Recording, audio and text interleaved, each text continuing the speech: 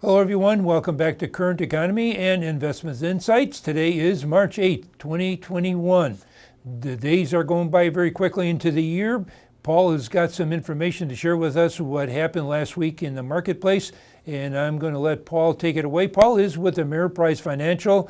Paul is located at his own studio at home, and so Paul, I'll let you take it from there. Thanks, Ron.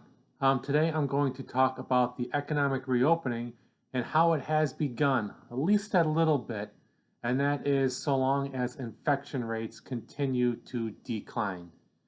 You know, the recent addition of the Johnson & Johnson COVID-19 vaccine, bringing the total number of vaccines in use domestically to 3, should further accelerate vaccination rates across the country.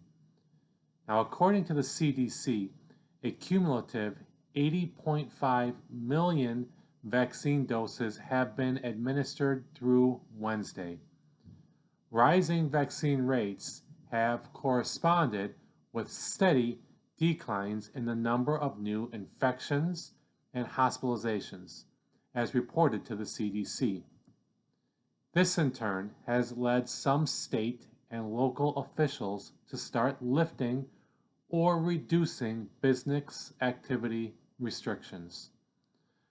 The data we have, as sourced from Moody's Analytics and based on the data from the CDC, shows vaccination rates as a percentage of each state's population.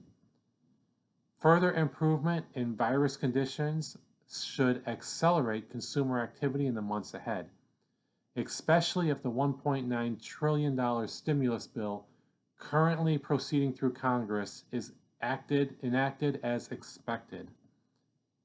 Based on the House version of the bill, the Congressional Budget Office estimated about $1.2 trillion would be distributed in fiscal 2021.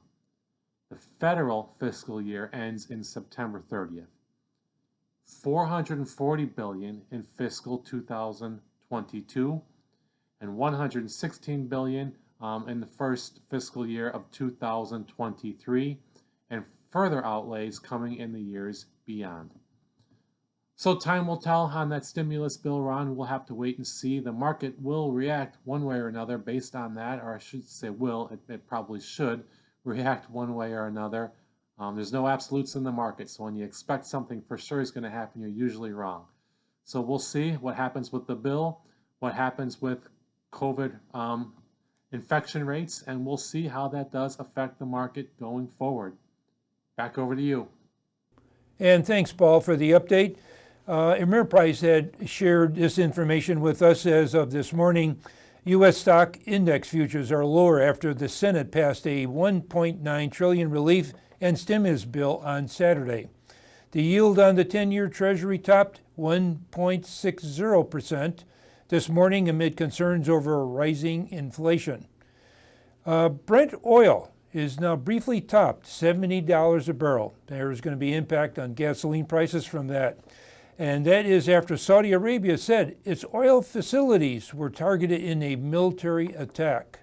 GE is nearing a $30 billion deal to merge its aircraft leasing business with Ireland's AerCap, according to a Wall Street Journal report. And these are the percentage year-to-date returns. S&P 500, 2.5%, a plus. A Dow Jones plus, 3.2%. A plus on NASDAQ, and that is 0.37%. Not much on the NASDAQ, it came down a bit.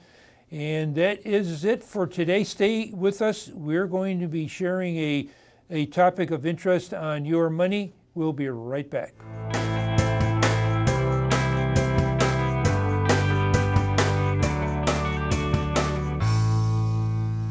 And we're back with your money. Thank you for staying with us. I'm going to let Paul take it away of a topic of interest. Paul, it's all yours. Okay, for the second half of the show, I'm going to talk about solutions in today's challenging retirement income environment. I get a lot of clients calling looking for CD rates or safe places to put their money, or places where they can just get a little bit more interest off their money so they can live comfortably in retirement. So I've got a few basic ideas to go over today, so let's go ahead and dive into it. Investing used to be a lot easier for retirees. Many sought to generate enough income from the yield created by bonds or short-term investments like money market funds to meet their living expenses. This was easier back in 1981 when yields, another term for interest, on the benchmark 10-year U.S. Treasury note reached 15.8%. In early 1990, the yield was still impressive at 9%. But that's a far cry from today's low-interest bond yield market. Interest rates on the 10-year Treasury now are less than 1%. That doesn't even keep up with the past year's inflation rate of 1.3%. Now, a calculation for investors to avoid reaching for yield by putting significant assets in fixed income securities that generate more income.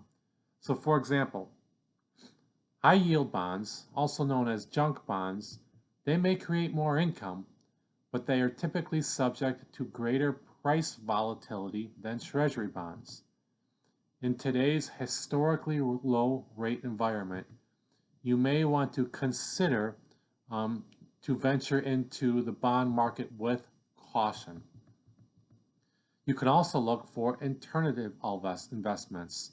So given the low rates, you may want to look into other strategies that generate retirement income that's sufficient to meet your ongoing needs, but also sustainable over the course of your retirement. So let's go over 5 different strategies to consider that may help you more effectively manage your retirement income stream. Number 1, maximize your Social Security. The later in life you begin collecting Social Security, and you can usually start between ages 62 and 70, the higher your monthly benefit. If you can delay the start date for collecting Social Security, it can contribute more to your income stream. Number 2, give dividend-paying stocks a closer look. Since most of us can expect to spend maybe 15 to 20 years or even more in retirement, the growth potential of stocks is still important in a retirement portfolio. Stocks that pay a competitive dividend at a level that exceeds what you can earn from most bonds can help generate income and a reliable form of built-in return in your equity portfolio. Of course, investing in stocks does bring on more risk, but that's something you have to consider if that risk is worth the extra dividend income. Number 3, try to boost your Roth IRAs. Now, distributions from Roth IRAs have the potential to be free of taxes. On an after-tax income basis, you won't need to draw as much from Roth IRA as would be required from traditional IRAs or workplace retirement plans, which are taxable. Try to boost the value of your Roth accounts prior to retirement through regular contributions and by converting traditional IRAs to Roth IRAs. And again, when you do a conversion from a traditional to a Roth IRA, usually involves tax consequences. So before acting on this suggestion, you do want to talk with your tax advisor first. Point number 4, consider a bucket strategy for your investments. So let's talk about what a bucket strategy is. Segment your retirement portfolio into 3 buckets that represent different time periods when you'll need to tap those dollars. Money needed in the short term, it's usually the next 2 or 3 years, should be held in a fairly liquid vehicle that aren't subject to fluctuation in value.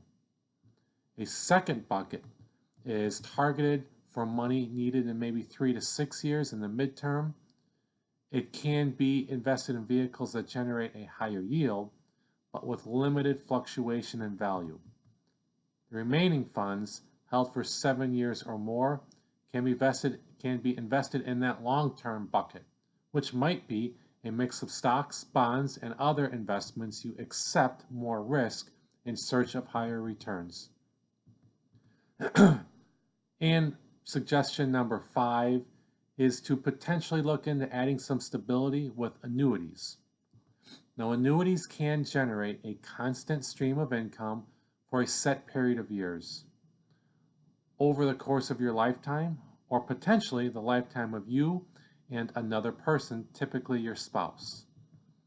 Many people use annuity income to supplement funds needed to cover essential expenses they face in retirement, since it can be a reliable cash flow source. But be sure you understand all the costs and fees of annuities before making a purchase, as well as the credit worthiness or the quality of that annuity company you're investing with. In conclusion, in many instances, it makes sense for retirees to have exposure to fixed income in their portfolios. That said, retirees may also need to look for additional sources of yield to make sure their portfolio can last throughout their retirement and keep up with inflation. You may want to work with a financial advisor to make sure your investments align with your situation along with your long-term goals. And just to conclude off that, if you are working with a financial advisor, that is great. If you're looking for a second opinion to the one you're working with, or if you're not working with anyone at all and want to bounce some ideas off one, feel free to give me a call. You can reach out to me directly.